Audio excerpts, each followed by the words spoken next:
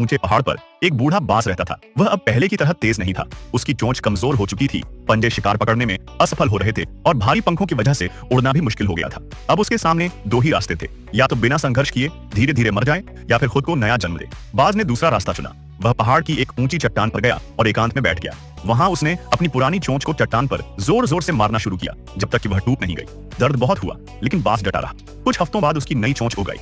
अब उसने अपने कमजोर पंजों को चोंच से निकालना शुरू किया। दर्द सहते हुए उसने पुराने पंजे निकाल दिए और कुछ समय बाद नए और मजबूत पंजे उग आए। इसके बाद उसने अपने भारी और पुराने पंखों को एक एक करके नोच डाला। यह सबसे कठिन दौर था, लेकिन उसने हार नहीं मानी। कुछ हफ्तों बाद उसके शरीर पर हल्के और ताकतवर पंख निकल आए। 6 महीने की इस तकलीफ और संघर्ष के बाद बाज पूरी तरह नया बन चुका था। अब वह पहले से भी ज्यादा ऊंचा उड़ सकता था, तेज था और फिर से शक्तिशाली बन गया था। इस बदलाव ने उसे 30 और सालों तक जीने का मौका दिया। दोस्त, कभी-कभी हमें भी अपने जीवन में बदलाव लाने के लिए पुरानी आदतों, कमजोर सोच और डर को छोड़ना पड़ता है। बदलाव कठिन होता है, लेकिन अगर हम सहन शक्ति और साहस